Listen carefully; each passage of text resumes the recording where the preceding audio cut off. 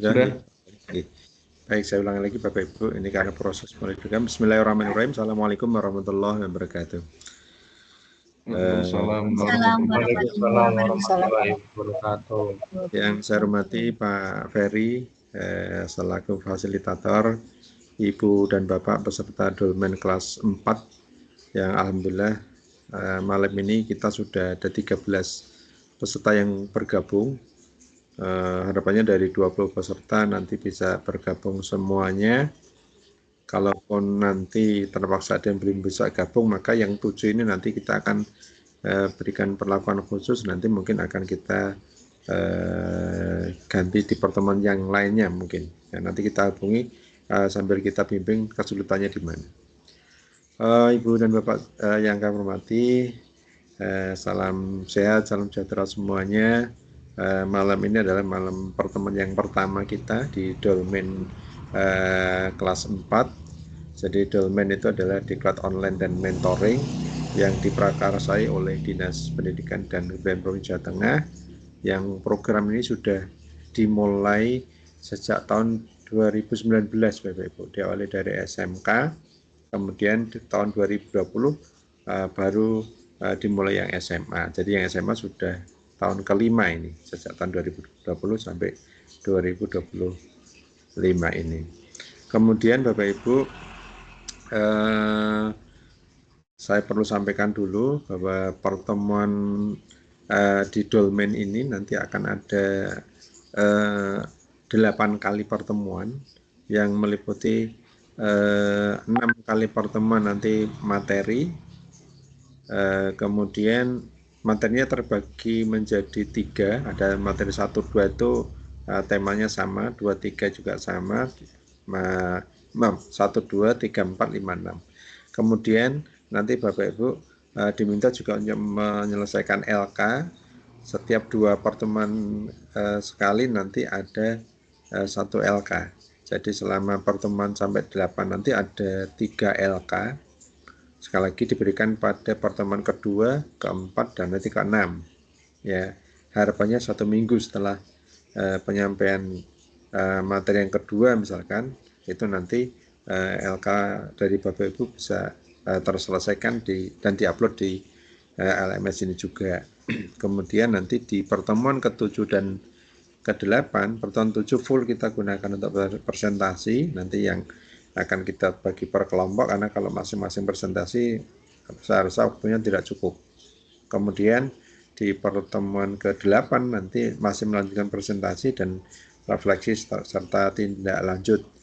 Dan biasanya di akhir nanti ada penutupan dari Dinas Pendidikan Provinsi Jawa Tengah. Biasanya begitu. Nah, Ibu dan Bapak yang kami hormati, sesuai dengan kesepakatan kemarin, mungkin bisa saya share screen dulu.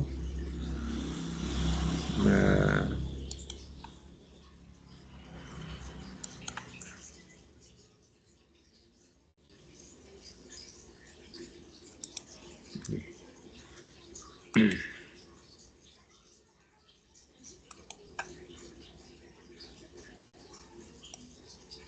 oke.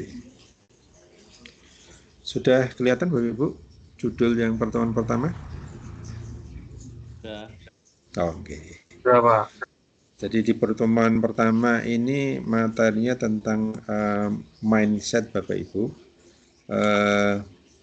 di mana nanti ini nanti akan disampaikan pada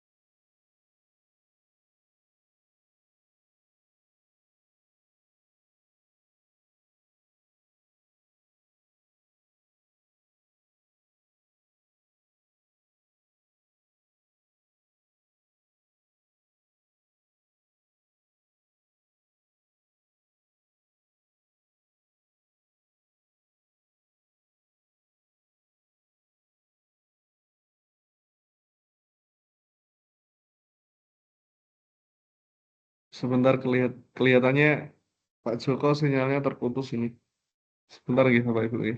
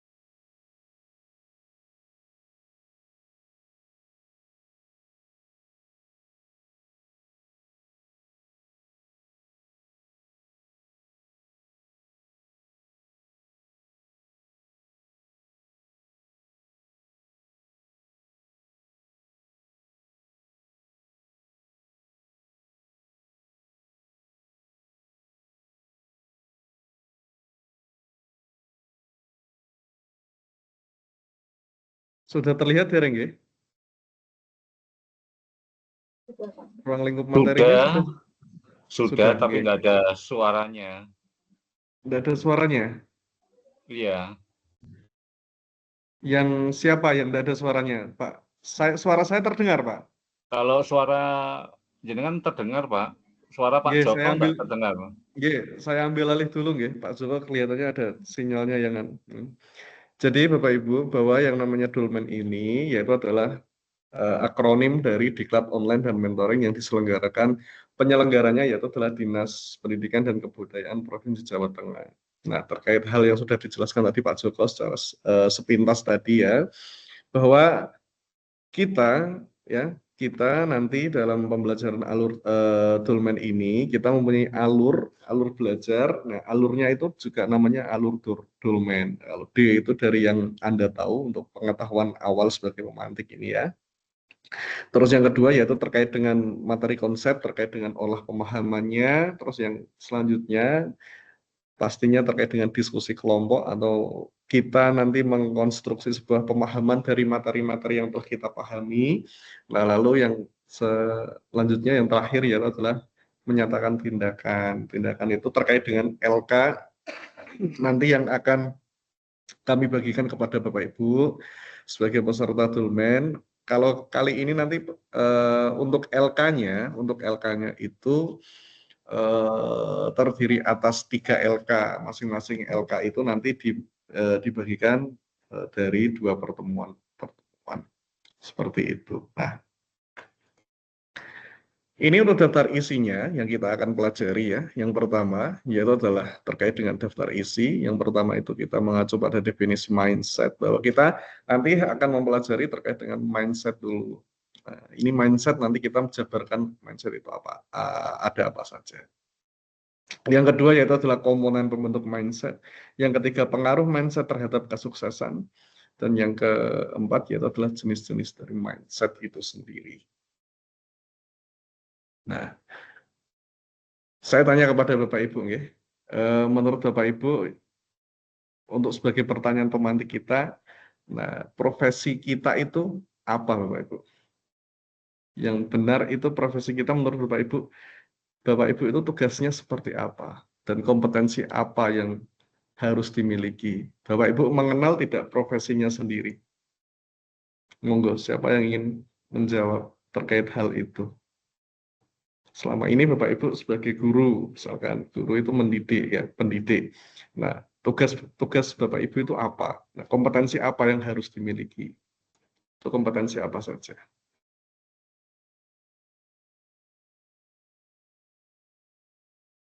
Monggo Bapak Ibu, ada yang mau menjawab?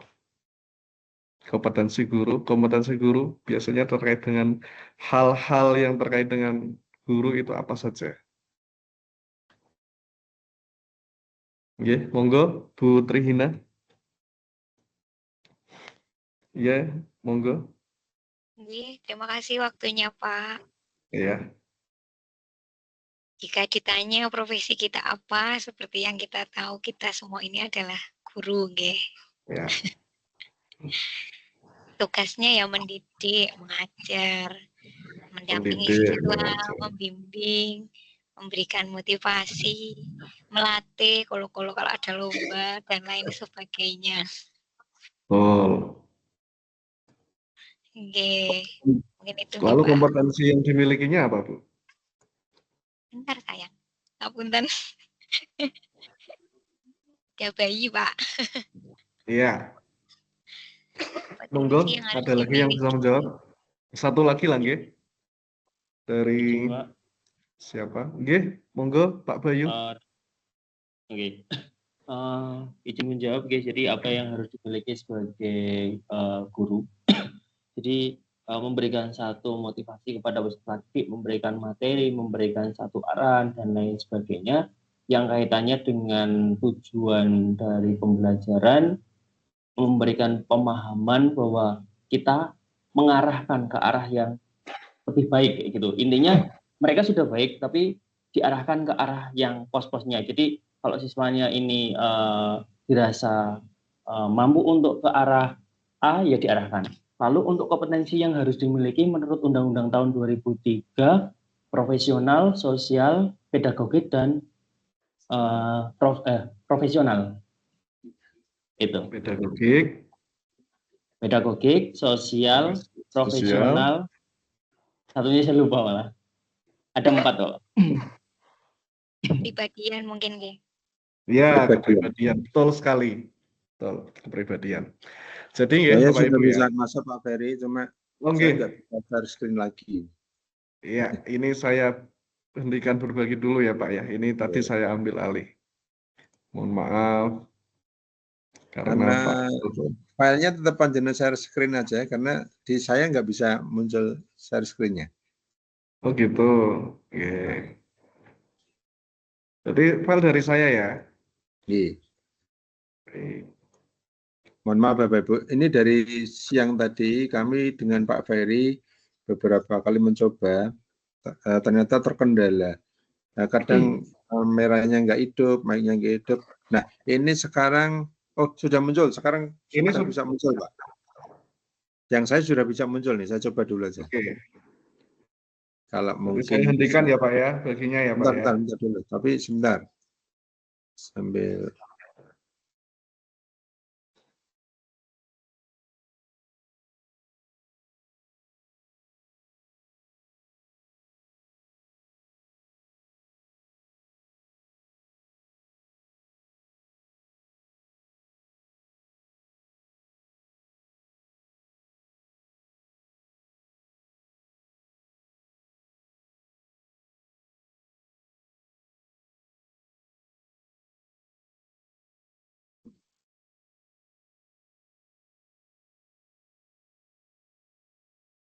sudah muncul ya Pak Ferry? Belum Pak, belum muncul. Ah ini sudah muncul. Sampai ya profesi ini Pak, sampai profesi. Tadi Bapak Ibu mengatakan, tadi Bapak Ibu dari Pak Bayu sama Bu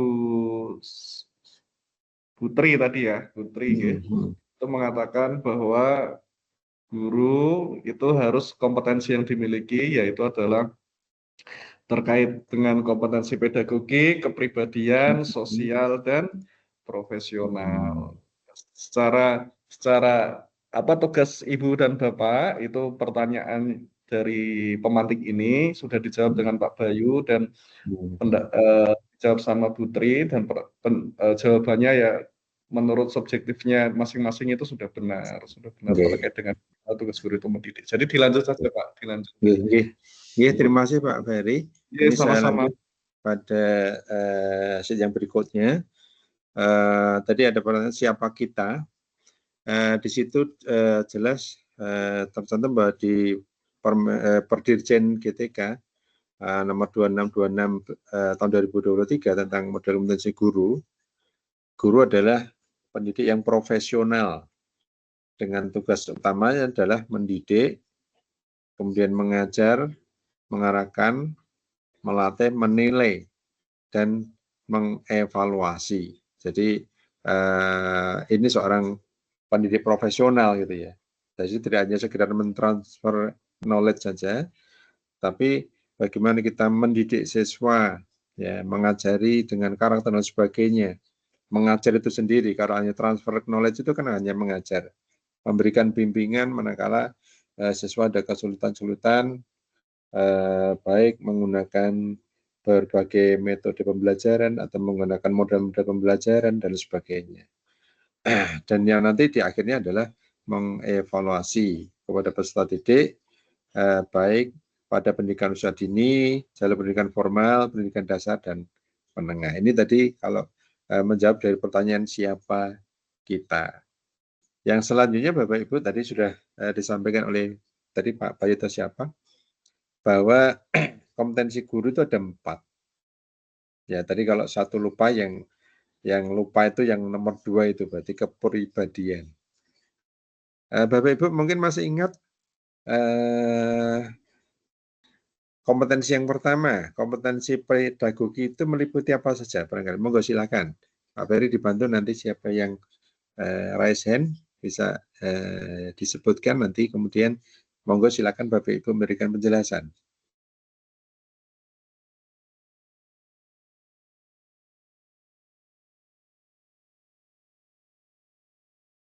Halo? Ya, monggo Bapak Ibu. Saya nggak terpental lagi. Oke, Bu Mailita, monggo. Bu Mailita. Monggo Bu Mailita. Enggak, Pak. Seingat saya untuk Bu Mailita kameranya belum aktif ya? Benar, Pak. Bu Mailita kameranya belum aktif. Putih Bu warnanya. Tidak. Sebentar, Pak.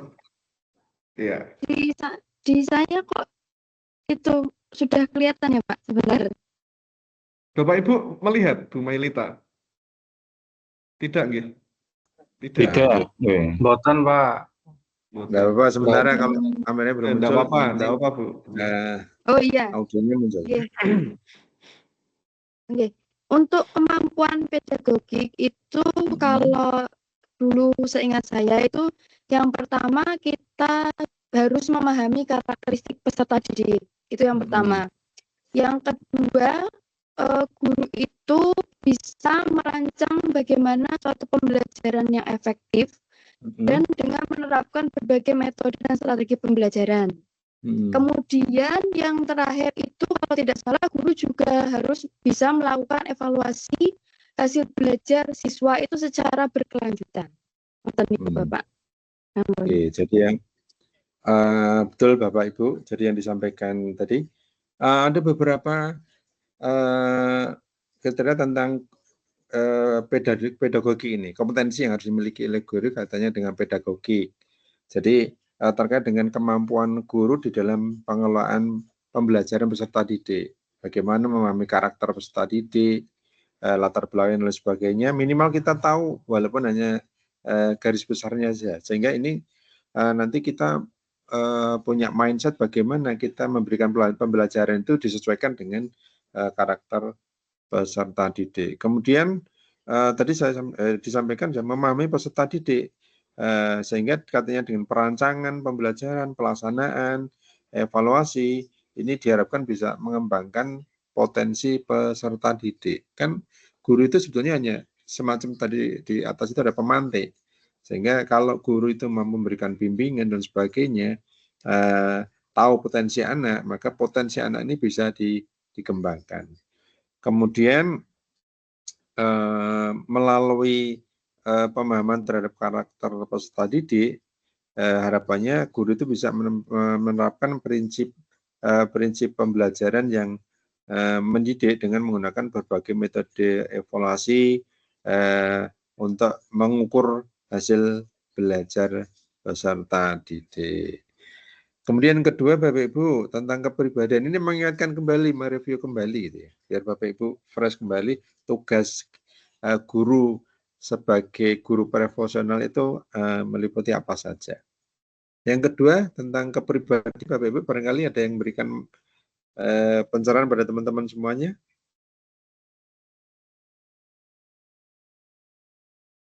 Monggo. Monggo silakan. Nggih, Bu. Izin menyampaikan. Monggo Bu Desi, monggo. Suaranya terdengar ya Bapak? Iya, Bu Desi, Yang monggo. kepribadian. Bu Desi, monggo. Mohon maaf, suaranya terdengar?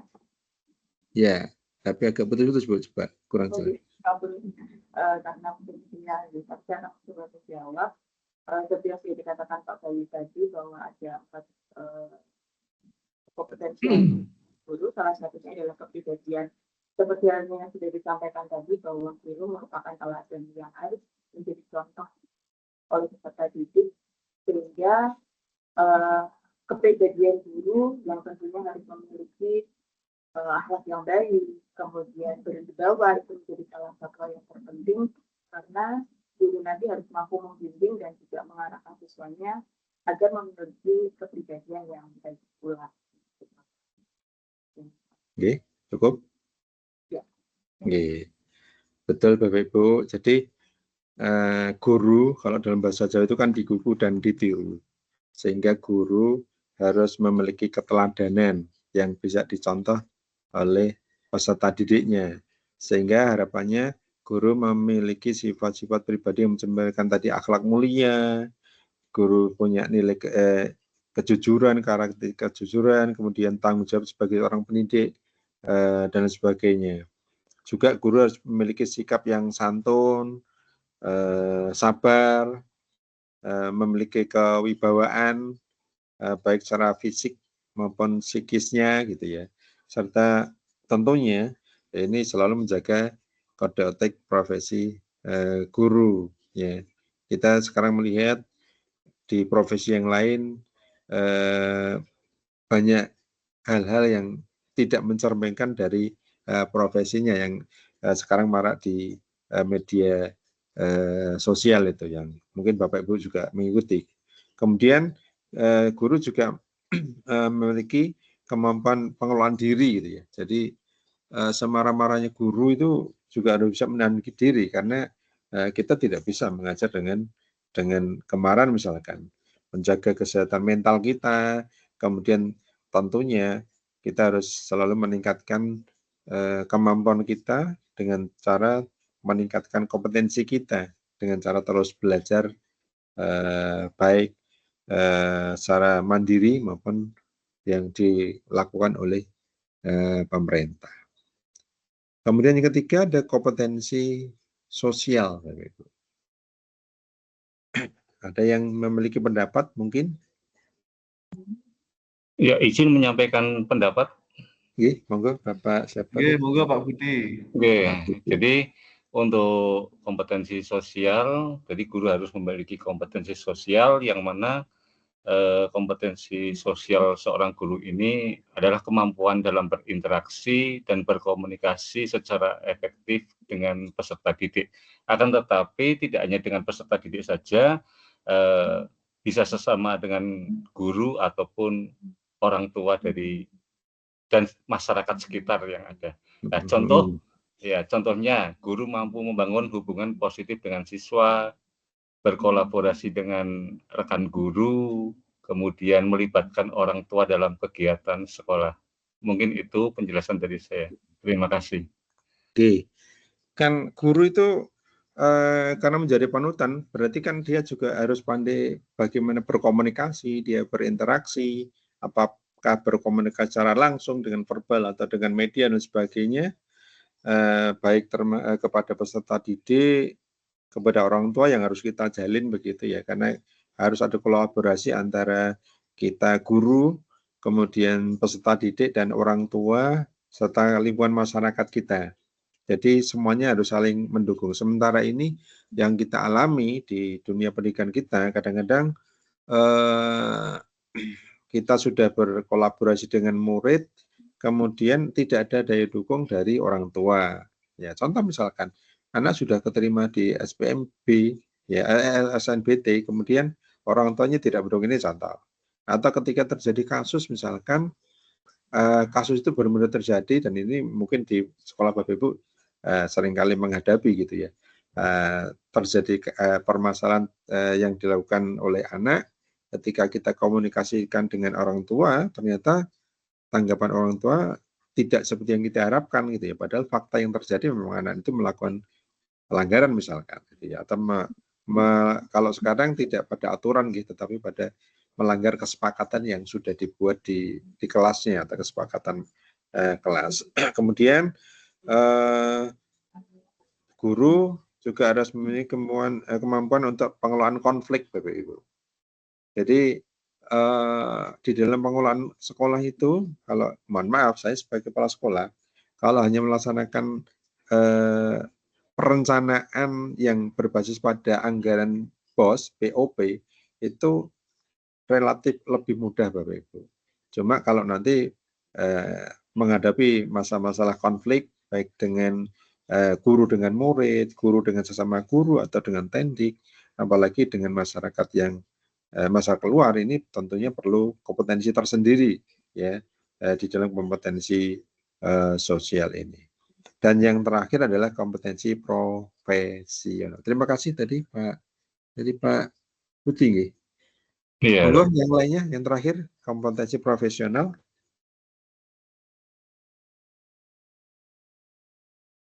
Profesional sesuai dengan profesinya Bapak Ibu. Ya. Kalau pemeriksaan kesehatan itu kan arahnya di dokter, bukan di kita. Ya. Monggo Bapak Ibu ada yang punya pendapat? Ini hanya untuk Pak Setio Widodo. Monggo Pak Setio Widodo. Ya, terima kasih untuk waktunya mencoba menjawab dari kompetensi profesional. Kita sebagai seorang guru harus menguasai dalam materi pembelajaran, materi yang akan disampaikan. Terus selanjutnya menguasai dalam menerapkan metode pembelajaran. Oke, cukup. Dan menguasai memanfaatkan teknologi informatika, komunikasi.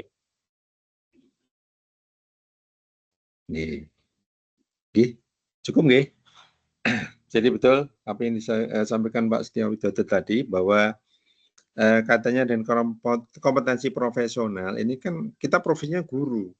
Guru apa? Misalkan Bapak Ibu, guru matematika. Jadi mestinya punya kemampuan menguasai mata pelajaran matematika gitu ya. Meskipun saya yakin di antara Bapak Ibu guru matematika itu ada materi-materi khusus yang oleh Bapak Ibu dianggap sulit gitu ya, sehingga ada kendala ketika mau bagaimana memberikan pencerahan pada siswa kaitan dengan materi itu, sehingga kaitannya dengan itu Bapak Ibu juga harus meningkatkan kompetensi profesional Ibu dan Bapak semuanya, sehingga materi yang dulu mungkin ketika di perkuliahan kita tertinggal, ya kita harus kejar dalam rangka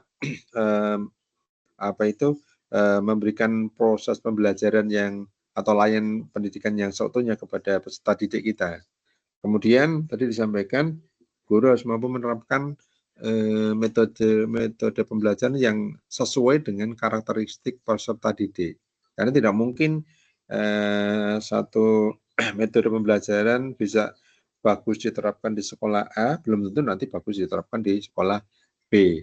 Bahkan di kelas itu juga berbeda. Kelas yang pertama dengan kelas 2 itu mungkin model yang diterapkan juga harus berbeda, karena karakteristik peserta didik juga ada perbedaan. Di samping itu juga pemanfaatan teknologi. Sekarang banyak yang membantu kita di dalam proses kegiatan belajar mengajar. Apalagi dengan beberapa teknologi sekarang, AI dan sebagainya, tentunya kita harus bijak menggunakan beberapa teknologi bantu di dalam proses pembelajaran kita. Boleh kita menggunakan AI, tetapi ada batas-batas tertentu yang semuanya tidak bisa kita serahkan pada teknologi itu. Kehadiran guru, kehadiran Ibu dan Bapak semuanya di hadapan kelas ini masih sangat diharapkan oleh peserta didik kita, sehingga sekali lagi guru tidak akan pernah tergantikan dengan teknologi yang lainnya. Kehadiran Bapak Ibu guru di kelas ini sangat masih mutlak diperlukan.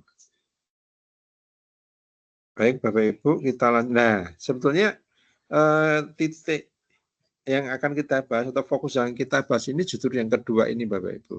Di tahun ini kita mendidik dengan hati sehingga kompetensi kepribadian Ibu dan Bapak semuanya dan kita semuanya termasuk kami pun karena kami juga bagian dari Ibu dan Bapak semuanya ini harus semakin ditingkatkan sehingga sekali lagi layanan pendidikan kita kepada peserta didik ini bisa berjalan maksimal sesuai dengan yang diharapkan. Yakinlah bahwa mendidik dengan hati itu nanti akan memberikan makna yang mendalam pada peserta didik kita. Barangkali yang Bapak Ibu yang sekarang usianya sudah di atas 5, kepala 5 misalkan begitu, kita masih mengalami bagaimana proses pembelajaran dulu dengan Bapak Ibu guru kita, karena sekali lagi dulu Bapak Ibu betul-betul mendidik itu dengan hati, ya. Meskipun dulu juga ada kekerasan, tetapi kekerasan itu dalam rangka mendidik, ya. Kalau sekarang kekerasan sudah dilarang, ya. Jadi sehingga kita juga harus mulai berhati-hati ketika kita berhadapan dengan peserta didik yang memiliki kelebihan, ya dalam ini mungkin permasalahan. Baik Bapak Ibu, katanya dan kepribadian ini ada satu contoh mungkin di materi Ibu dan Bapak sudah pernah membaca. Ada yang kenal ini Bapak Ibu?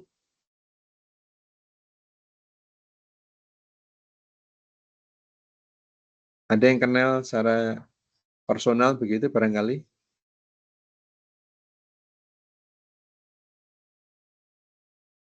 Ini hanya contoh saja.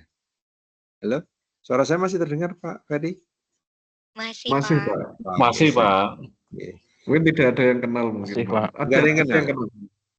Ini Kenal. salah satu guru dari Ini ada yang kenal ini. Bu Yekti, monggo. Nggih. Mohon izin Bapak, Nggih. terdengar suara kami ya? Ya. Nah, ini kebetulan ibunya bernama Ibu Jeri Puspitasari, betul? Ya, karena kami sama-sama dari Kabupaten Blora. Beliau mengajar di SMA Negeri 1 Jepon, begitu. Betul sekali ya Bu. Jadi betul, ini guru ini namanya Ibu Jeri Puspitasari dari SMA 1 Jepon. Beliau pernah meraih medali emas untuk Olimpiade Sosiologi tahun 2016 kalau tidak salah. Waktu itu bersama dengan saya dapat medali perak untuk geografi. Kemudian di tahun berikutnya beliau mengikuti antropologi karena beliau waktu itu masih ada antropologi. Ya. Kalau tidak salah beliau juga kalau nggak medali emas medali perak begitu. Beliau membranding dirinya dengan guru nyentrik, ya, nyentrik, ya, dari akronim nyenengke, ya, terampil, responsif, inspiratif dan kreatif. Ya, beliau pengen menjadi guru yang bisa menyenangkan baik peserta didik maupun teman-teman sejawatnya. Ya, bukan berarti menyenangkan dalam tanda petik, gitu, tetapi menyenangkan dalam proses pembelajarannya. Sehingga lewat postingan beliau, kami pernah melihat juga keakraban beliau dengan para peserta didiknya. Ya. Meskipun di sisi lain ada guru-guru yang merasa tidak begitu senang dengan gaya beliau gitu ya. Ya wajar, setiap orang itu pasti dia punya kelebihan, itu kadang-kadang ada orang lain yang tidak memberikan apresiasi begitu ya. Kemudian yang kedua terampil, beliau suka berinovasi. Ya, suka berinovasi dengan model-model pembelajaran yang menarik minat belajar para siswa. Dia menciptakan model-model pembelajaran sendiri, perpaduan dari beberapa model pembelajaran yang disesuaikan dengan kondisi tempat beliau mengajar, yaitu di SMA Negeri 1 Jepon Blora. Responsif gitu ya. Dia sering kali mengikuti berbagai lomba. Jadi kalau ada tawar lomba begitu, dia selalu mencoba untuk mengikuti. Dia setelah menyelesaikan S2-nya di UNES, sekarang masih berproses menyelesaikan S3-nya juga di UNES, yang mungkin ini sudah sudah proposal sudah selesai, mungkin sudah disertasinya mungkin sudah hampir selesai juga, sehingga mungkin tidak akan lama, entah tahun ini atau tahun depan beliau sudah doktor. Inspiratif karena menginspirasi ketika dia sering meraih kejuaraan. Tentunya ini akan menginspirasi banyak guru untuk belajar pada beliau, bagaimana bisa meraih prestasi dengan segala kesibukannya, ternyata masih bisa berkarya gitu ya. Dan juga beliau kreatif. Itu ya branding beliau. Dengan kata Bapak Ibu juga bisa membuat branding terhadap dirinya sendiri dengan melihat kelebihan atau kemampuan yang dimiliki Bapak Ibu yang mungkin tidak dimiliki oleh orang lainnya. Tetapi sekali lagi ya ini sekali lagi apa kelebihan yang dimiliki oleh Ibu dan Bapak semuanya, karena meskipun ada guru matematika pandai baca puisi, ya enggak apa-apa, branding kita memang di situ nanti. Mungkin ada guru matematika tetapi dia suka musik ya, dan sebagainya. Jadi disesuaikan dengan kemampuan kepribadian Bapak semuanya. Baik Ibu dan Bapak, terima kasih tadi Bu Seti ya. Bu Seti atas apa? Yakti, Pak. Bu, guru yang baik dapat menginspirasi harapan, menyulut imajinasi, dan menanamkan kecintaan belajar. Ini yang sulit bagi kita, menanamkan kecintaan belajar. Ya, sekarang kita memberikan motivasi anak untuk belajar itu sudah agak kesulitan Bapak Ibu. Ya, semenjak kemarin COVID itu, COVID-19 melanda negara kita, kemudian semangat belajar anak-anak itu sudah mulai kendor. Nah, meskipun ketika COVID ini banyak mengajarkan kita terkait dengan pembelajaran daring, ya, yang sampai sekarang beberapa kegiatan menggunakan pola daring termasuk malam ini gitu ya. Tetapi di sisi lain tadi kalau saya katakan kehadiran guru di dalam kelas, kehadiran Ibu dan Bapak itu sangat diharapkan oleh peserta didik dan juga dalam pembimbingan, dalam kita mengarahkan pada siswa. Nah, ini sekarang mengalami kendala Bapak Ibu. Jadi anak-anak sudah terlena dengan pola-pola yang kemarin berjalan ketika COVID gitu ya. Sehingga terkait dengan itu tentunya kita juga harus mulai merubah mindset kita, pola pikir kita gitu ya, pola pikir kita. Ya. Apa itu mindset? Barangkali ada Bapak Ibu yang tahu mindset itu apa?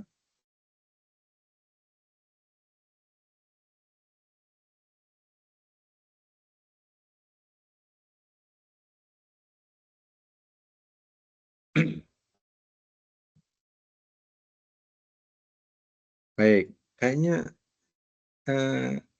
sudah mulai ngantuk ini Bapak Ibu. Baru jam 8:30, kita nanti pada masih 1 jam lagi. Ya. Nggih, izin menjawab Bapak. Oke, monggo. Nggih. Seperti yang barusan Bapak ngendiko, mindset itu pola pikir nggih, Pak. Contohnya Atau mungkin bagaimana Bu? menurut saya itu cara pandang atau cara kita melihat atau menanggapi sesuatu. Yang itunya nanti akan mempengaruhi apa ya, kita dalam bertindak atau menafsirkan, mungkin seperti itu. Ya, betul. Jadi mindset itu pola pikir, Bapak. Dalam kita menafsirkan segala sesuatu yang ada di sekitar kita. Jadi misalkan mindset itu bisa positif, bisa negatif, gitu ya. Ya. Kadang-kadang ketika kita melihat sesuatu, kadang-kadang pemikiran kita negatif. Contoh, dan mohon maaf, mindset ini tadi saya katakan bisa berupa pola pikir yang positif atau pola pikir yang negatif yang bisa membentuk bagaimana seorang bisa melihat potensi dirinya. Mindset itu contohnya begini, ketika kita diberi permasalahan yang berat misalkan, yang biasanya kita tidak pernah melakukan gitu ya. Ya, kita diberikan permasalahan yang berat untuk menyelesaikan sesuatu misalkan. Ya, contoh di dunia kerja di kita itu ada. Saya ngalami ada seorang, mohon maaf ini, seorang kasih begitu. Dia harus melakukan BAP terhadap guru yang bermasalah kaitannya dengan pernikahan misalkan. Nah, padahal dia sendiri belum menikah, gitu ya. Ini terjadi betul. Jadi ketika dia harus memBAP seseorang terkait dengan permasalahan pernikahan, sementara dia sendiri belum menikah, ya. Sehingga ya agak kesulitan dia, karena dia sendiri belum pernah mengalami permasalahan-permasalahan terkait dengan pernikahan, ya. Sehingga dia harus berpikir bagaimana posisi dia seakan-akan dia itu sudah menikah, misalkan. Ya. Mindset itu pola pikir. Ketika dihadapkan pada suatu masalah tadi, ada yang menganggap masalah itu berat sehingga dia berpikir tidak bisa menyelesaikan. Jadi permasalahan diberikan kepada dia itu ditanggapi dengan pola pikir yang negatif. Saya tidak mampu. Maka ini tidak bisa menimbulkan motivasi Bapak Ibu. Ya. Karena dia sudah bilang bahwa saya tidak mampu gitu ya. Ya. Berbeda dengan orang yang ketika diberi permasalahan itu mindset dia positif. Ini tantangan bagi saya gitu. Ya. Sehingga dia merasa tertantang untuk bisa menyelesaikan permasalahan itu, dan kalaupun berhasil, luar biasa ini Bapak. Bapak Ibu, mungkin Bapak Ibu juga sudah mengalami, ada beberapa anak kita, peserta didik kita, yang dulu di sekolahnya itu pandai. Atau teman Bapak Ibu ketika di sekolah pandai. Lebih pandai dari Ibu Bapak semuanya. Ya. Sementara ada teman Bapak Ibu yang dia hanya pas-pasan saja, hanya pas-pasan saja. Tapi dia berani, dia punya keberanian. Ternyata setelah kita ketemu anak yang tadi kurang pandai, tapi pemberani, ternyata dia sukses.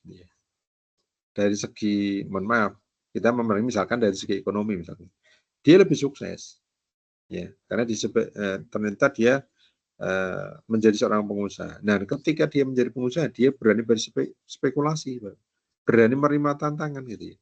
Sementara mohon maaf yang tadi pinter, ya mungkin ya jadi pegawai sih.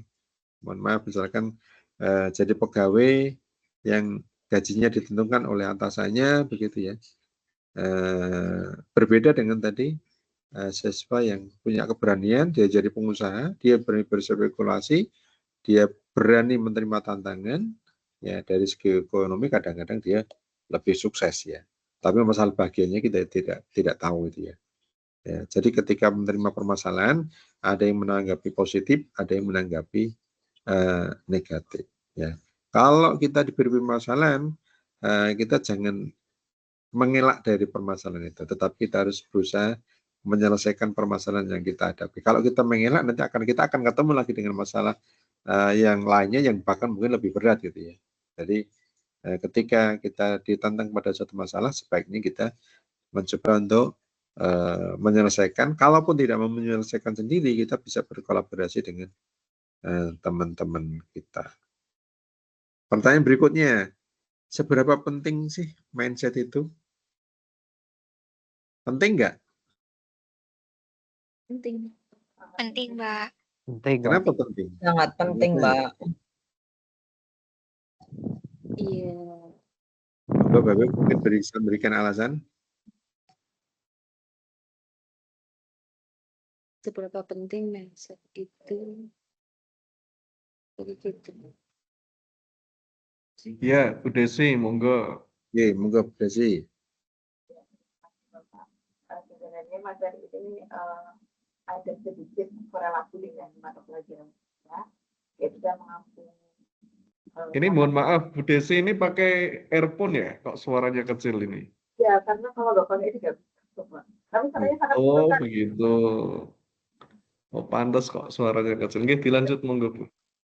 Kita coba terapkan maksud saya. Jadi materi pembelajaran saya berkaitan dengan prakarya dan kewirausahaan, dan pembentukan mindset ini sangat penting bagi pembelajaran saya karena pada dasarnya mindset ini akan membentuk jiwa, kemudian kepribadian anak, kemudian pola pikir anak untuk mengembangkan keterampilannya. Seperti Pak Joko tadi bilang bahwa ada salah satu kasus contoh untuk anak saya, ketika saya mendapatkan satu tugas. Jadi satu tugas, mereka menganggap bahwa saya nggak punya bakat kok, ya. Saya nggak akan bisa membuat karya ini, gitu. Tapi perlunya guru kita dari sini, karena harus membentuk suatu jiwa motivator begitu ya, supaya anak ini yang tadinya stagnan atau apa itu berada di tempat bahwa mindset dia tidak bisa menjadi low mindset, gitu. Berkembang supaya dia terus melakukan usaha supaya mencoba hal baru. Jadi kalau dikatakan seberapa pentingnya, saat penting dapat. Dan mindset melanjutkan pertanyaan di bawah ya, apa mindset Bapak itu sebagai guru itu sebagai motivator pada anak gitu, untuk merubah anak-anak yang tadinya tidak punya kepercayaan diri, anak-anak menganggap bahwa dirinya memang dari dulu tidak bisa menjadi lebih percaya diri, apalagi mungkin dengan pelajaran Bapak Ibu, karena bisa dikatakan setiap anak itu mungkin tidak seperti dalam semua mata pelajaran. Tugas kita mau tidak mau menjadi sarana motivator untuk mereka begitu. Oke, terima kasih Bu Desi, luar biasa yang disampaikan Bu Desi. Jadi mindset itu sangat penting Bapak Ibu. Apalagi mindset yang positif tadi disampaikan Bu Desi. Karena dengan mindset yang positif ya, barangkali Bapak Ibu saya yakin merasa saya ngajar di sekolah pinggiran Bapak Ibu, gitu kan. Anak-anaknya begitulah, susah untuk diajak maju dan sebagainya. Nah, kalau mindset kita positif kan tantangan ini Bapak Ibu. Ya. Tetapi manakala mindset kita negatif ya sudahlah. Bapak Ibu hanya transfer knowledge saja, nggak tahu ibaratnya Bapak Ibu masukkan air ke dalam botol itu nggak tahu masuk atau enggak, yang penting selesai gitu kan. Ya. Tapi manakala mindset kita positif, nah ini contoh sebagai contoh di saya. Saya kalau orang bilang sama, saya ngajarnya, saya tugasnya di perbatasan Bapak Ibu. Saya di Boyolali, di perbatasan dengan Gerobokan, di perbatasan dengan Kedung Jati, karena 2 kilo dari saya itu Kedung Jati. Saya dari sekolahan ke Cabdin dengan sekolahan ke Induk itu jaraknya relatif sama. Ya, kalau saya lewat Gerobokan begitu ya. Tetapi saya mencoba memberikan mindset positif kepada anak-anak bahwa anak-anak kita bukan sekolah pinggiran anak-anak, ya, tapi kita itu sekolah terdepan. Ya, mereka bertanya, ya, loh, kok terdepan Pak? Coba pikir, kita itu berada di Boyolali, sedangkan kita di hadapan kita itu adalah Kabupaten Gerobokan. Berarti kita ini ujung tombak, ya, garda terdepan Boyolali, karena di hadapan kita itu adalah Gerobokan. Dengan pola pikir yang positif seperti itu, akhirnya membangkitkan motivasi anak-anak. Ya. Sebagai contoh, walaupun kami di sekolah berbatasan dengan kabupaten lain, ya, di sekolah kami punya prestasi yang cukup membanggakan, diantaranya adalah di LKBB, Bapak Ibu, di Paskib gitu ya. Prestasi kita yang terakhir, kita pernah juara 1 di Jawa Timur, di Jombang. Kita pernah juara terakhir kemarin di Akpol itu juara 2 nasional, yang ada kan di Akpol Semarang dan sebagainya. Ya, tentunya dengan mindset yang positif tadi, bahwa meskipun kita ada di sekolah desa, kita yakin bahwa kita punya prestasi. Gitu ya. Baik, mungkin itu dulu saya lanjutkan karena nanti masih ada Pak Ferry yang akan melanjutkan nanti di materi berikutnya pada ya. Mungkin nanti bisa menjadi catatan Ibu dan Bapak semuanya. Saat ini apa sih yang Ibu Bapak kuasai gitu ya? Ya. Ada satu hal yang Bapak Ibu yakini bahwa Ibu Bapak tidak akan pernah menyerah melakukannya dengan baik. Ya. Dan satu hal yang tidak Ibu Bapak kuasai tapi Ibu Bapak yakin suatu hari nanti bisa melakukannya, Bapak Ibu bisa tulis sekarang. Ya. Sehingga ada kata-kata mutiara yang kadang-kadang harus ditempel di sekolah kita atau mungkin di ruangan kita, misalkan hanya dengan kata-kata yakin pasti bisa. Gitu. Ini menjadi penyemangat Bapak Ibu. Jadi melalui kemampuan yang kita bikin. Bapak Ibu, kuliah itu memang tidak menjamin kerjanya sesuai dengan kuliah yang dilakukan. Misalkan seorang akuntan, ya, seorang akuntan belum tentu dia nanti kerja sebagai akuntan, ya, karena dia mungkin punya kemampuan juga di bidang yang lainnya. Ada seorang dokter yang kebetulan dia lebih suka nyanyi daripada menjadi seorang dokter gitu ya. Tapi ketika dia menempuh pendidikan dokter, ini memberikan wawasan yang luas pada dirinya, sehingga bahwa meskipun oleh orang tuanya, misalnya ada beberapa kasus ketika orang tuanya pengen anaknya jadi dokter, selesai kuliah jadi dokter, kemudian ijazahnya diberikan kepada orang tuanya, dia pengen kembali meneruskan hobinya. Itu ada beberapa kasus seperti itu. Sehingga monggo nanti kita tanamkan kepada anak-anak, sebetulnya apa sih mimpi anak-anak itu gitu ya. Ya, kemudian harapannya seperti kita di SMA ya, anak-anak bisa melanjutkan ke perguruan tinggi. Hanya saja juga perlu ditanamkan bahwa tidak menjamin bahwa nanti pekerjaan itu kadang-kadang linear dengan ya, di perguruan. Bapak Ibu bisa lihat fakta di lapangan, kadang seorang sarjana hukum kerjanya di Dukcapil misalkan, ya, mencetak KTP dan sebagainya, kan nggak linear gitu ya. Ya, tetapi jangan kemudian menyatakan bahwa kuliah itu tidak penting. Ya, kuliah itu penting karena memberikan wawasan yang luas pada para peserta didik. Kemudian mari pandangan kita terhadap diri kita yang akan mempengaruhi pola hidup kita. Jadi sikap atau tadi mindset yang positif ini akan memberikan energi yang positif, sementara mindset yang negatif juga akan memberikan pengaruh yang negatif. Sehingga cara pandang dan cara orang menyelesaikan masalah itu berbeda-beda ya. Itu yang bisa saya sampaikan. Mohon maaf untuk selanjutnya saya berikan kepada Pak Ferry karena waktunya tinggal 45 menit lagi Pak Ferry. Monggo silakan. Terima kasih. Assalamualaikum warahmatullahi wabarakatuh. Nanti pertanyaan bisa diajukan di akhir atau mau ada pertanyaan dulu kami persilakan. Ya, monggo kalau ada yang bertanya, monggo.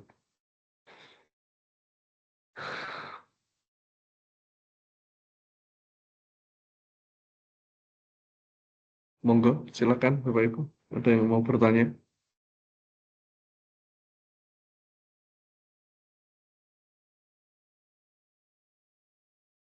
Kalau tidak ada mungkin lanjut ke Pak Ferry saja mungkin. Nggih.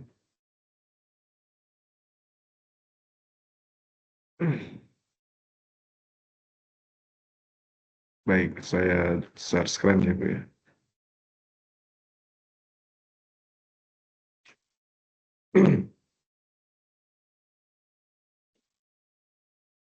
Baik.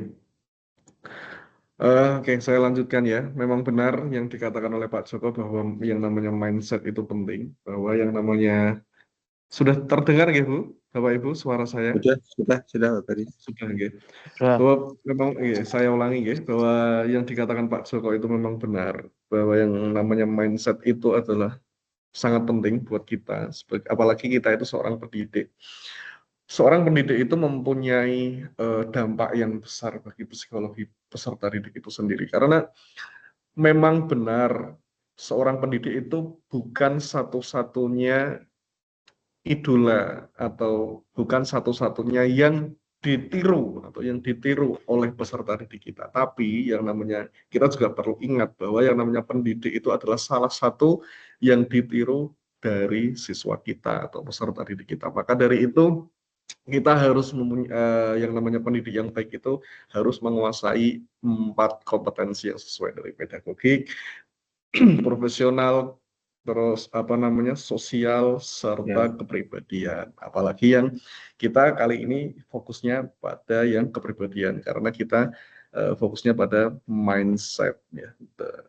Dari slide ini ya, aktivitas 2 ini terkait dengan olah pemahaman bagaimana kita mendefinisikan sebuah mindset, bahwa yang namanya mindset itu terkait garis besarnya ya yang dikatakan oleh Pak Joko tadi, bahwa yang namanya mindset itu adalah pandangan kita terhadap diri kita. Bagaimana kita itu mengenali diri kita pada pola pikir kita. Tujuannya untuk apa? Tujuannya yaitu adalah sebagai pengaruh bagi hidup kita. Kalau mindset kita buruk, ya kita pasti akan buruk. Pola pikirnya, saling curiga, dan yang lain sebagainya. Tapi kalau mindset kita baik, maka kita akan selalu berpikir positif atau berpikir positif. Berpikir positif itu tentunya baik untuk diri kita. Misal, contohnya dalam hal kegiatan penyelesaian masalah atau terkait dengan problem solving. Nah, diri kita sebagai problem solvernya pasti dalam mencari solusi dari setiap masalah itu berbeda-beda caranya.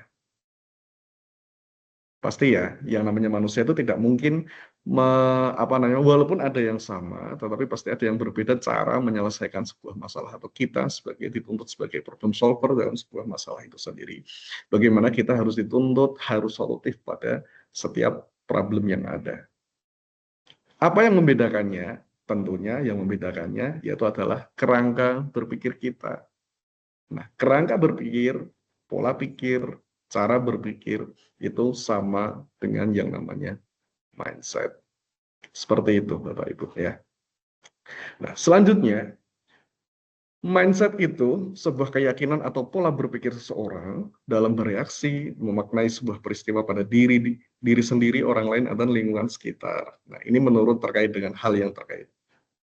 Sedangkan menurut Zohan Yoga, keyakinan atau sebuah asumsi dari cara berpikir yang menentukan sebuah reaksi, pemaknaan seseorang terhadap suatu kejadian atau peristiwa. Pola pikir atau cara berpikir seseorang terhadap dirinya sendiri, orang lain, dan dunia sekitarnya. Maka dari itu, mindset itu apakah bisa berdiri sendiri? Tentunya tidak bisa. Kenapa? Karena mindset itu bentukan dari sebuah abstraksi. Yang dibutuhkan apa selain mindset itu? Tentunya ada 3 hal. Yang pertama itu mindset itu sendiri. Yang kedua itu adalah skill set. Yang ketiga yaitu adalah tool set. Bagaimana macam-macamnya? Nah, saya akan jelaskan terkait dengan mindset itu sendiri. Bahwa yang sudah saya jelaskan tadi, bahwa yang namanya mindset itu adalah sebuah pola pikir, cara berpikir seseorang terhadap diri sendiri atau terhadap orang lain. Itu menjadi abstrak, jadi dasar, menjadi ibaratnya hal yang paling mendasar. Bagaimana kita memainkan sebuah peran kunci pada diri sendiri dalam menanggapi sebuah kegagalan, atau kita bisa melihat peluang dan melalui sebuah tantangan. Dan mindset itu sendiri nanti kita akan berfokus pada hal-hal yang terkait dengan jenis-jenis mindset. Sedangkan skill set, bahwa yang namanya skill set, yang namanya skill, ya dari kata skillnya, kata dasar skill berarti itu artian dari sebuah keterampilan atau keahlian dari masing-masing seseorang. Berkaitan dengan minat dan bakat seseorang. Maka dari itu, seperti yang dikatakan Pak Joko tadi, kita harus mempunyai self-branding, atau kita harus membranding diri kita. Seperti kalau saya memanggilnya Mbak Jerry tadi ya, Mbak Jerry itu merupakan branding buat saya, karena saya dulu pernah dikritik oleh Mbak Jerry. Dek, kalau saya memanggilnya Bu Jerry itu Mbak, kalau beliaunya memanggil saya Dek, saya pernah dikritik, Dek, kamu itu harus mempunyai brandingmu itu apa supaya, nah itu makanya saya juga mempunyai branding. Kalau Mbak Jerry itu, kalau Bu Jerry itu brandingnya nyentrik, nah kalau saya itu brandingnya ins itu INST, ins itu terkait dengan inspiratif dan transformatif, itu kalau saya.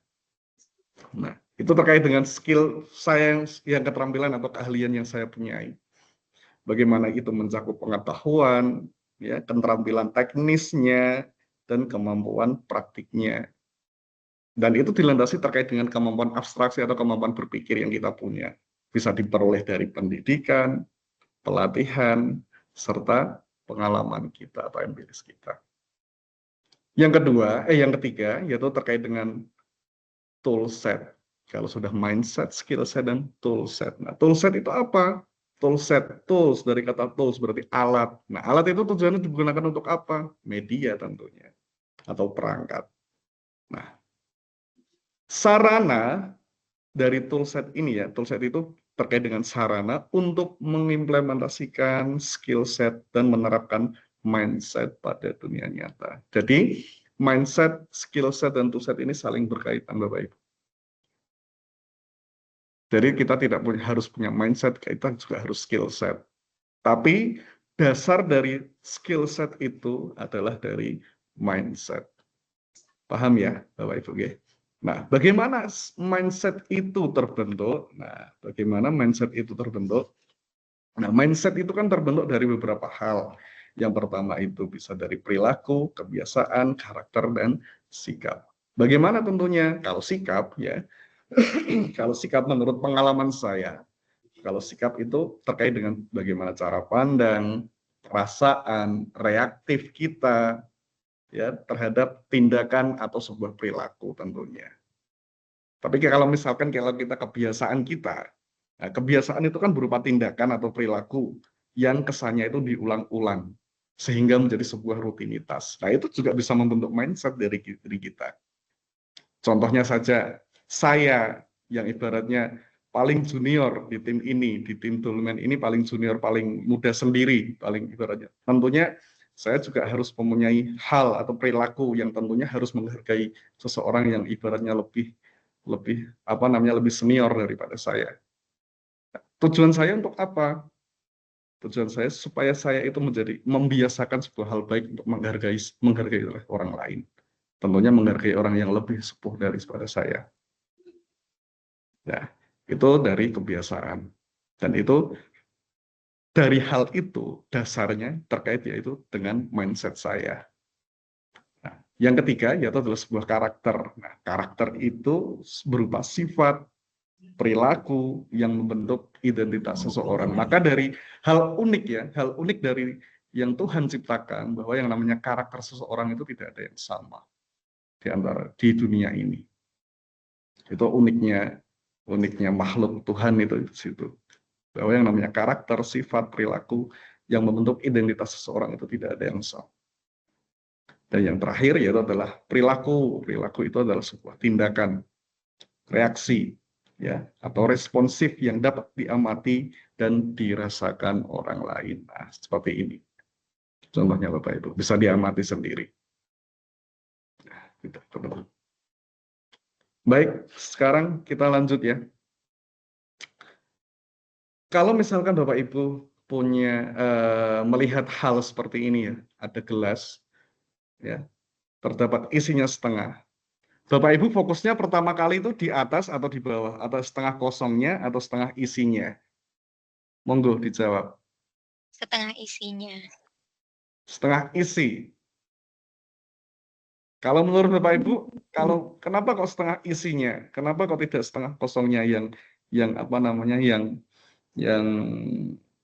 difokuskan pertama kali? Kok melihat langsung isinya? Kenapa kok enggak kosongnya? Padahal kosong itu kan di atas.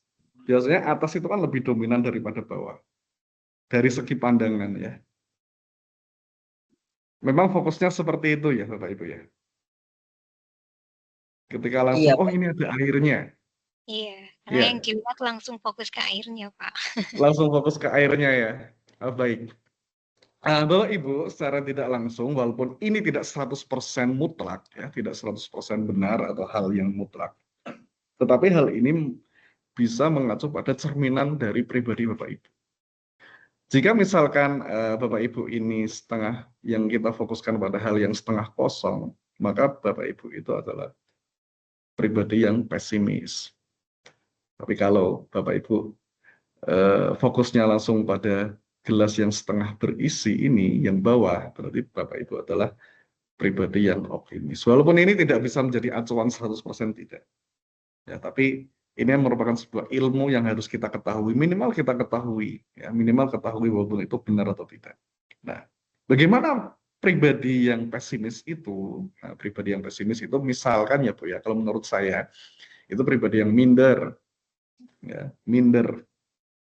Terus suka, ibaratnya kalau dia tuh mendapat masalah ya, itu fokus pada masalahnya bukan solusinya. Ibaratnya dia itu berpikir melangkah itu takut. Seperti itu. Terus biasanya orang-orang yang pesimis itu mencari kesalahan orang lain. Tapi kalau kalau optimis itu biasanya dia apa adanya, mensyukuri apa yang dia punya, mensyukuri apa yang dia miliki, mensyukuri pencapaiannya saat ini, ya. Percaya jika kesempatan itu selalu ada buat dirinya tentunya, terus menanggapi masalah itu dengan positif, dan tentunya tidak hanya positif saja, tentunya orang tersebut bisa memecahkan masalah sebagai problem solver. Dan yang terakhir yaitu adalah yang namanya pribadi optimis itu ingin selalu belajar lebih baik. Nah, selanjutnya, olah pemahaman pengaruh mindset terhadap kesuksesan. Mindset itu bisa mengubah cara berpikir menggapai potensi diri. Nah, cara berpikirnya apa? Ada 3 tahap menurut Carol Dweck. Nah, yang pertama itu dari mindset, yang kedua tindakan, yang ketiga yaitu adalah hasil. Nah, hasil itu sendiri, ya, hasil itu sendiri. Kita lihat dulu lah ya, kita jangan langsung mengacu ke hasil. Bahwa yang namanya kita ketahui dulu yang namanya mindset, itu kan menentukan tindakan dan apa yang diperoleh.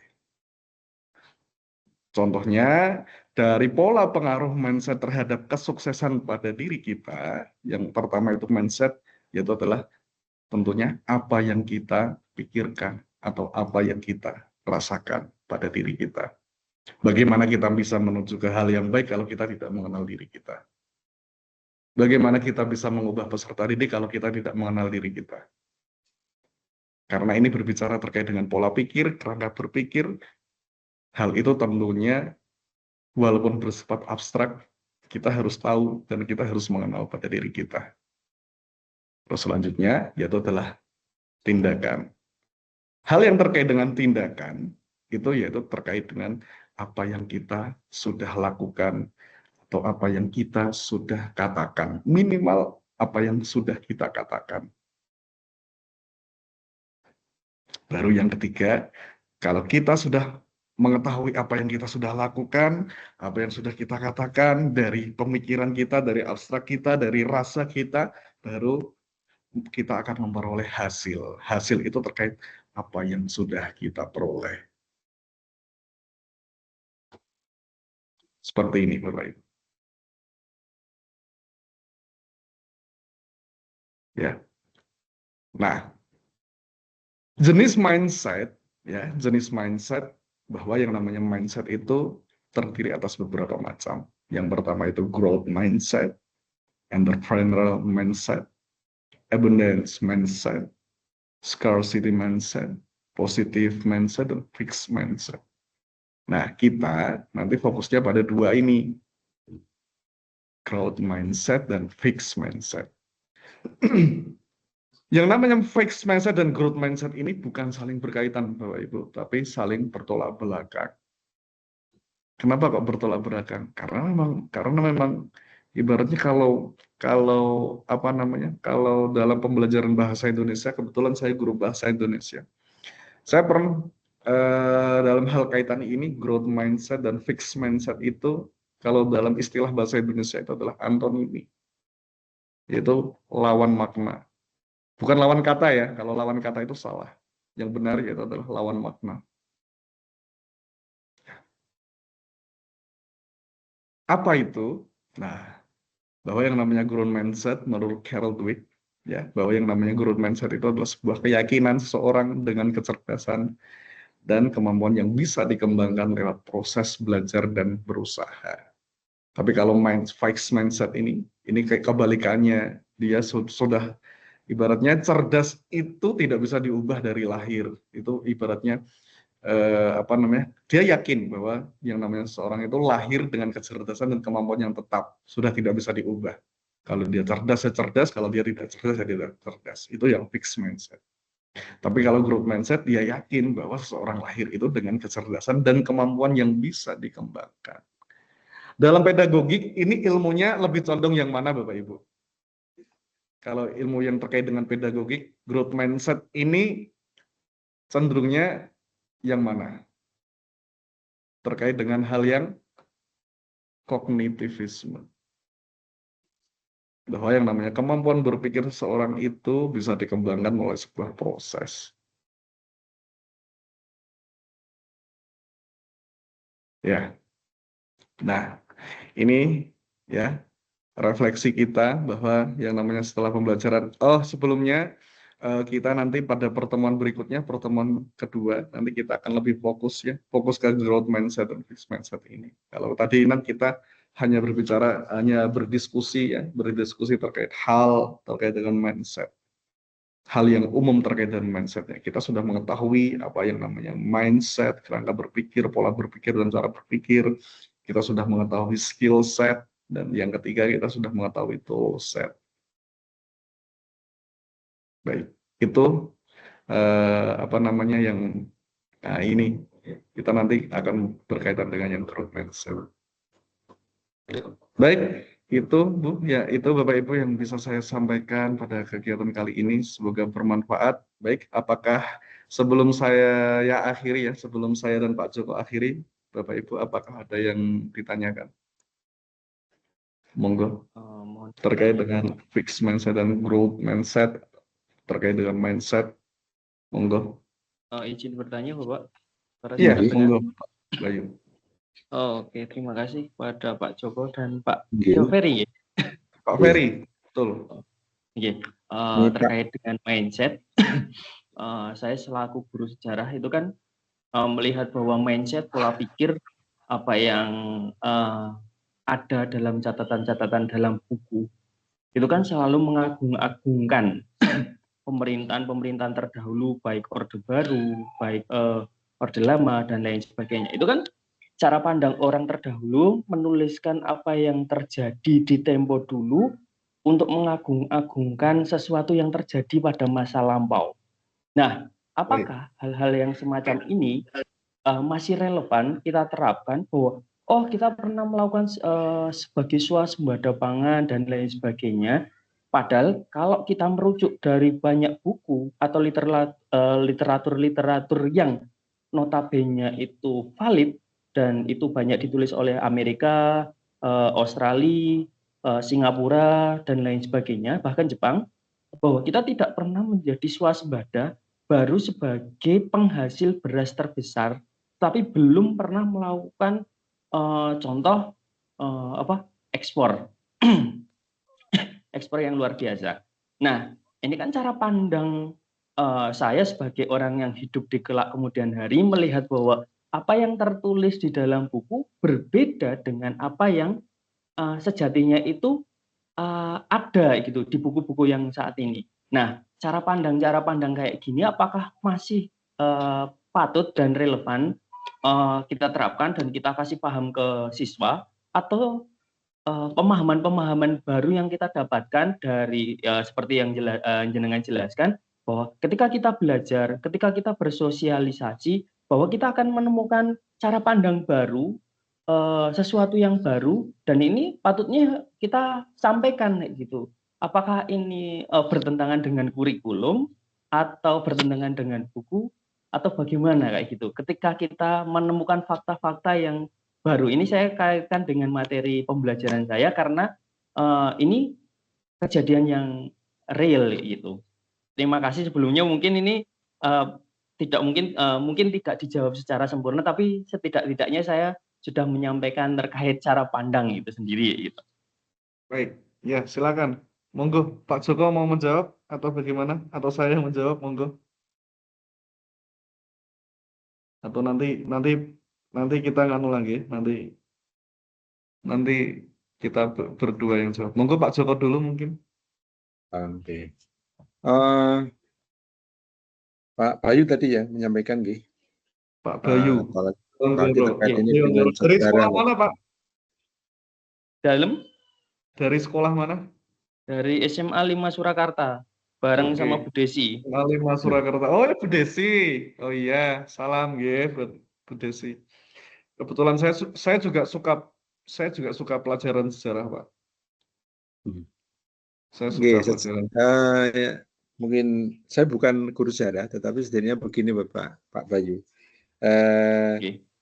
Sejarah itu kalau kita berkaca pada sejarah itu sendiri, apakah kita melakukan sesuatu ataupun tidak melakukan sesuatu, maka sejarah itu akan mencatat apa yang kita lakukan bahkan atau yang tidak kita lakukan. Contoh, ketika kita kemarin di COVID, kalau orang jadi pahlawan itu katanya kan perang dan sebagainya, mungkin berguna di masyarakat. Tapi ternyata kemarin hanya rebahan di rumah itu sudah disebut sebagai pahlawan. Itu contoh. Jadi ketika di saat ini kita melakukan sesuatu atau tidak, itu sejarah nanti akan membaca ketika kita sudah tidak ada barangkali begitu. Malam ini kita dolmen atau tidur, akan terbaca sekian tahun yang akan datang bahwa malam ini kita di kelas 4 sedang dolmen. Kalaupun kita tidak dolmen, mungkin malam ini kita semuanya istirahat. Ya, itu sejarah akan mencatat. Nah, fakta-fakta sejarah itu memang kadang-kadang baru terungkap kalau era atau masa itu berlalu. Oke. Contoh, kita kadang-kadang baru merasa kehilangan seseorang, bahwa orang itu berbuat baik pada kita ketika orang itu sudah meninggal. Tetapi ketika dia masih hidup, orang itu biasa-biasa saja. Nah, seperti yang diungkapkan oleh Pak Bayu tadi, bahwa di satu masa tertentu, sampai sekarang pun mungkin Bapak Ibu sering melihat di bak truk itu kan, isi penak zamanku biyen toh gitu misalkan gitu. Terlepas dari itu masa yang mana begitu ya. Tapi faktanya kan sebetulnya dari data-data yang kita peroleh, tadi Pak Bayu menyebutkan ada data dari Amerika yang menyebutkan kita tidak pernah swasembada gitu ya. Tapi waktu itu dikatakan swasembada.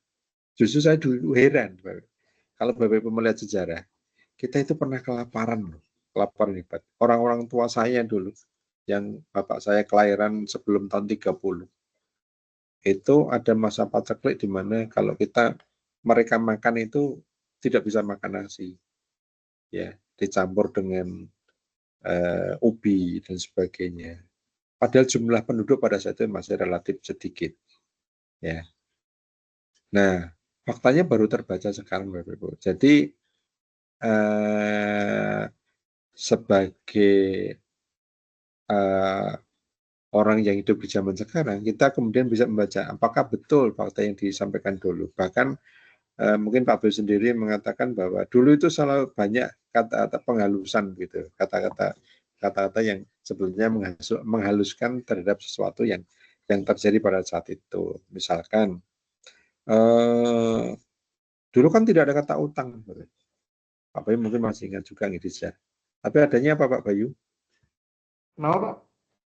Kalau dulu kan, kalau yang sekarang faktanya kan kita utang kita sekian triliun. Oh, Kalau dulu istilahnya bukan utang, tapi apa? kurang tahu saya Pak. Soft loan, pinjaman lunak.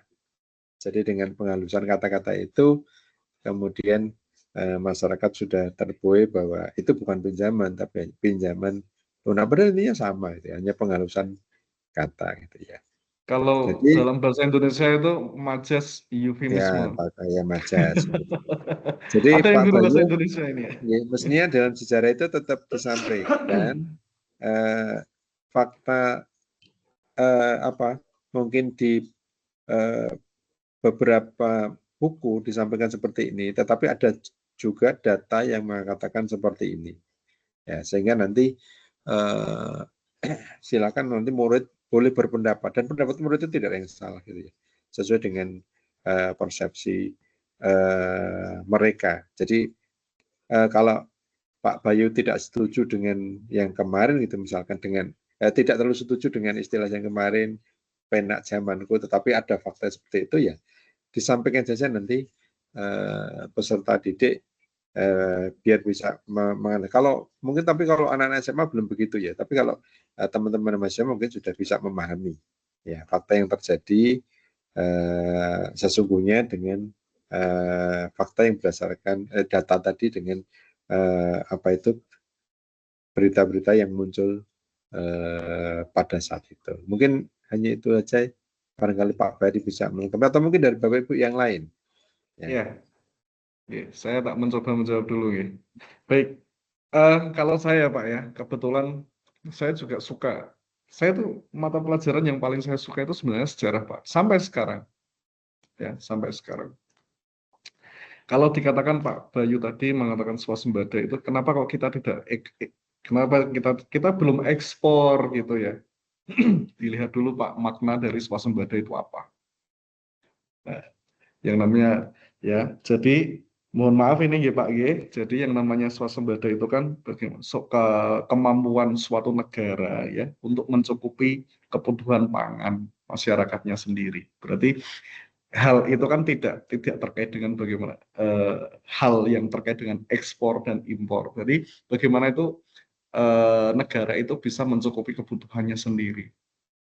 Nah, hal itu yang pertama yang ibaratnya yang bisa dijadikan kaca atau bisa dijadikan sebuah cermin bagi pelaku-pelaku sejarah pada saat zaman itu. Bagaimana mungkin saya belum ibaratnya saya tidak sebagai pelaku, tapi saya ini kan ibaratnya punya orang tua. Bapak Ibu juga mungkin di salah satu ini ada yang pelaku atau mungkin orang tuanya. Bapak Ibu mungkin pada saat ini makan beras itu biasa, tapi kalau misalkan zaman orang tua, zaman mbah saya itu katanya nasi itu barang mewah loh Bapak Ibu. katanya itu nasi itu barang mewah. Bahkan dari hal itu. Nah, memang Pak, yang namanya sejarah itu tidak ada yang murni. Ya, kalau menurut saya pribadi ya, karena pribadi sejarah itu tidak ada yang murni, karena sejarah itu tergantung siapa versinya. Nah, kalau tidak percaya, saya beri contoh satu. Apakah G30S PKI sampai sekarang itu bisa bersih? Belum. Belum bisa 100% clear, belum. Ya kan? Apakah super semar? Juga belum. Sampai sekarang bahkan tidak ada yang tahu. Bahkan ada penemuan lagi, ada dari ilmuwan luar negeri dan dari ilmuwan dalam negeri itu mengatakan bahwa Diponegoro itu tidak layak disebut pahlawan. Ada yang mengatakan seperti itu. Ada yang mengatakan seperti itu. Karena apa? Karena pada saat kerajaan-kerajaan dulu itu sejarah itu kan yang paling sering berkonflik itu kan terkait dengan masalah sosial budaya. Sosial budaya, bukan istilah masalah kehormatannya, bukan, tapi terkait dengan hal sosial dan budaya. Dari itu, maka dari itu bisa menjadi cerminan bahwa salah satu contoh sejarah itu bukan sebuah ilmu yang murni, tapi tergantung versinya siapa. Nah, apakah film G30S misalkan, G30S ini bisa dijadikan acuan? Oh, belum tentu. Mungkin G30S dari zaman Orba, terus menurut tokoh-tokoh sejarah yang lain, itu juga pasti ada pro kontranya. Jadi ya menurut saya terkait dengan mindset, tetap yang mendasari hal itu adalah sebuah mindset, pola pikir kita. Nah, dari pola pikir kita itu dari pola pikir kita itu menciptakan kita memandang sebuah masalah itu. Nah, setelah kita memandang itu, terjadilah sudut pandang dari masing-masing orang. Dari masing-masing orang. Ada yang orang yang suka dengan si A, ada yang orang suka si B, ada yang Pak Joko bilang enak zaman kuto. Ada yang mengatakan, oh udah enak, ada yang mengatakan enak. Menurut saya biasa saja, menurut saya ya memang enak, cuma ya ada yang mengatakan seperti ini. Kalau memang enak zaman kuto, apa-apa murah, tapi kok belum sejahtera pada saat itu. Ibaratnya kalau apa-apa murah, tapi yang punya mobil juga jarang pada saat itu. Tidak seperti sekarang, ibaratnya apa-apa mahal, tapi semua orang hampir bisa punya mobil, hampir bisa punya motor. Kalau dalam dulu kan katanya apa-apa murah, tapi motor zaman dulu menjadi hal yang mewah. HP menjadi hal yang mewah. Tapi kalau sekarang apa-apa mahal, tapi orang itu semua punya HP. Hampir semuanya HP. Ya tergantung sudut pandang masing-masing, tergantung mindset, pola pikir masing-masing. Seperti itu Pak Bayu. Semoga bisa menjawab nih. Siap. Terima kasih Pak Joko dan Pak Ferry. Iya. Masih ada waktu barangkali Bapak Ibu, masih sekitar 14 menit karena kita berakhir jam 21.30. Monggo.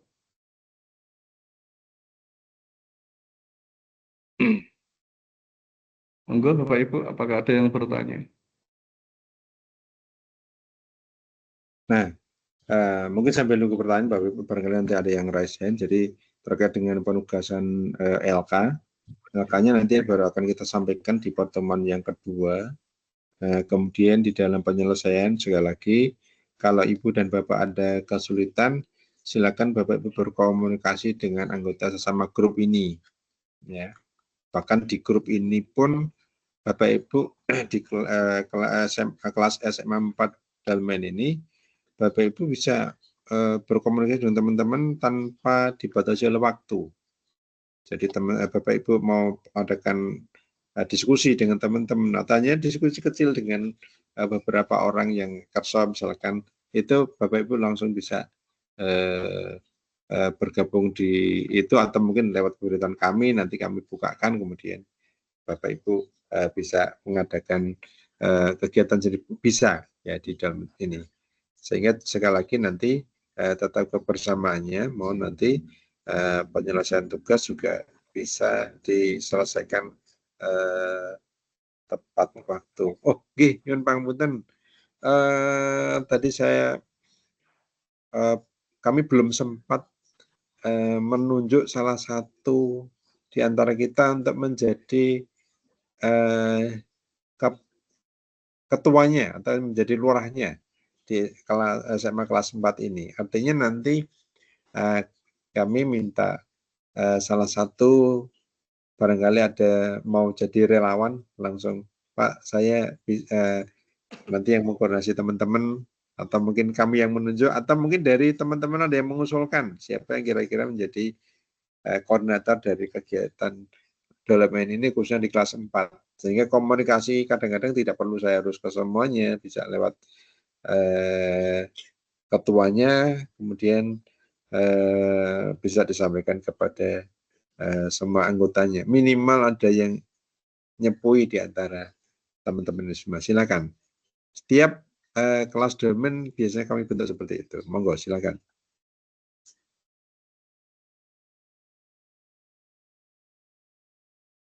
Monggo Bapak Ibu, siapa yang bersedia untuk menjadi ketua?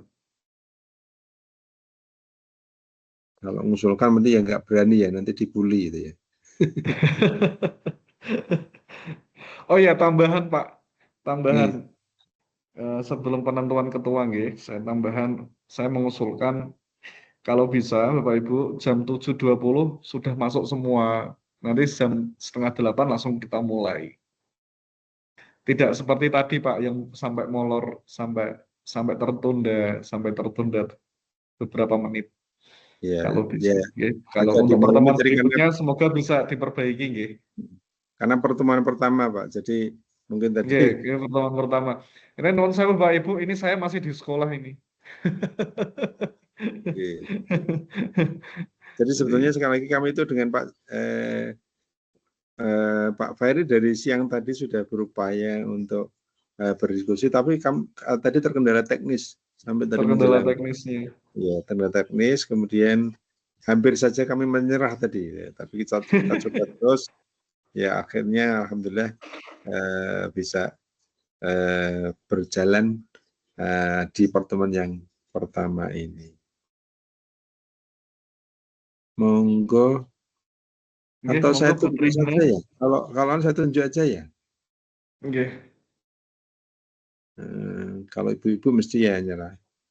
Dan saya mohon keikhlasannya.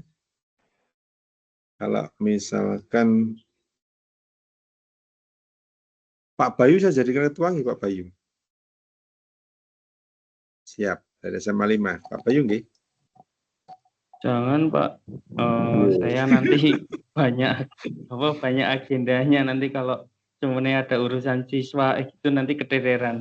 Ada chat dari Pak Joko itu keteteran. Apa Pak Bayu nunjuk siapa? Pak Bayu nunjuk siapa suruh gitu? Pak Bayu. Jangan nunjuk, jangan saya yang nunjuk, saya nanti dibunuh sama teman-teman. Oh gitu, gitu ya. Diambil dari NIP saja gimana ya? Iya. Data NIP-nya di mana Pak? Iya, saya belum Pak, belum lihat data NIP-nya. Karena ini datanya tidak di-share kayak yang kemarin itu, kayak pertemuan kemarin. Tidak. Oh iya Pak, tidak di-share Pak datanya Pak. Iya. Kalau yang tahun kemarin melalui nota dinas juga Bapak Ibu, nama-nama di kelas itu ada di nota dinas. Kemarin mungkin dari dinas tidak sempat. Pak Bambang nggih, Pak Bambang, saya minta jadi ketua nggih dari SMA Negeri 1 Sukoharjo. Pak Bambang masih di room meeting ini kan? Bambang. Wah, ini jangan-jangan ini. Bambang mana ya? Mungkin ditinggalin. Iya. Kalau Pak Setio Widodo pripun? Kerso. Kalau ditarik kita udah ragil Pak.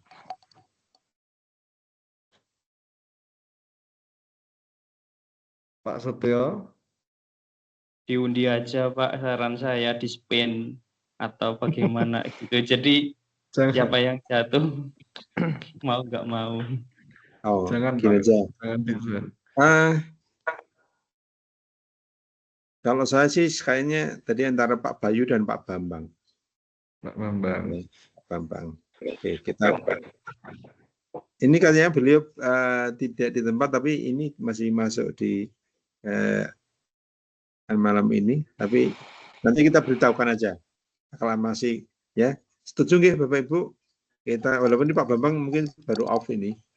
Meskipun di room chat ini di room ini ada, room meeting ini ada, tapi sekali lagi nanti saya komunikasi langsung dengan Pak Bambang nanti. Nggih, ngaten nggih? Jadi kita aklamasi ketuanya Pak Bambang.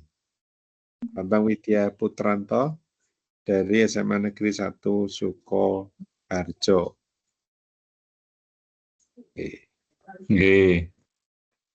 Oke, teman-teman. Bismillah gitu aja nggih. Oke, Bapak Ibu. Tidak ada pertanyaan lagi? Apakah ada yang ditanyakan Bapak Ibu terkait dengan mindset tadi? Dari skill, tools, mindset, terkait hal yang lain. Monggo. Baik, kalau tidak ada Mohon maaf, untuk terkait penjelasan materi tadi yang disampaikan sama Pak Joko dengan saya paham, nggih? Paham, Pak. Siap, Allah paham, Pak. Paham serius, nggih? Paham, nggih? Serius, Ya. Pak. Nggih. Ya, alhamdulillah. Mungkin pengambilan gambar, Pak, barangkali Bapak Ibu. Ya, mari Bapak Ibu kita foto sama-sama, nggih. Kita foto sama-sama. Foto formal dulu, nggih. 1, 2, 3.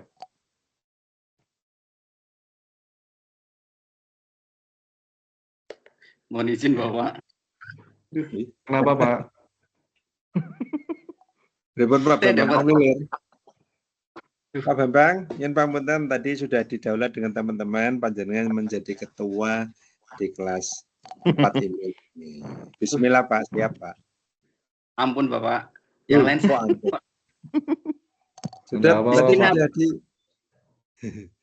Sudah disetujui Pak Bambang Putra Solo kok masuk ya menolak itu.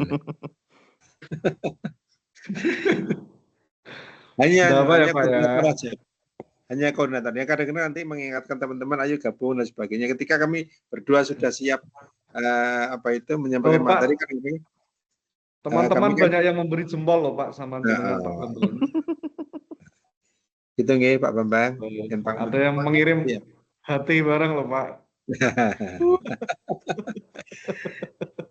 Nanti tak izinkan sama Bu Kepalanya nanti. Oh. Yang senior saja Bapak mungkin Pak. Oh, Pak Bambang juga sudah senior Pak. Bahkan dibandingkan Pak Ferry lebih senior Pak Bambang itu. Iya, saya masih 30 tahun loh Pak. Masih senior jenengan maksudnya. Angkatan itu Pak. Kok terus angkatan. Nggih, ngeten nggih. Nanti misalkan di awal ya menyiapkan teman-teman terus memimpin doa terus kita mulai gitu aja. Tidak sulit kok Pak, mudah. Tidak sulit. Ya kalau nanti panjenengan keberatan maksudnya monggo nanti Pak Bayu yang mimpin. Nah, panjenengan merintahkan mimpin hari ini berdoa. Mungkin biasa. Monggo Pak Setia. Ketua kan punya kuasa, Pak. Iya. Oke, ngeten nggih Pak Bambang. Bismillah. Mungkin ngeten Bapak Ibu di pertemuan pertama ini meskipun tadi masih ada kerikil-kerikil yang menghambat kegiatan ini sebagai proses pembelajaran, harapannya nanti di pertemuan kedua dan selanjutnya kita sudah bisa berjalan dengan lancar gitu ya. Segala permasalahan. Sebentar Pak, saya stop dulu recordingnya ya. Oh iya.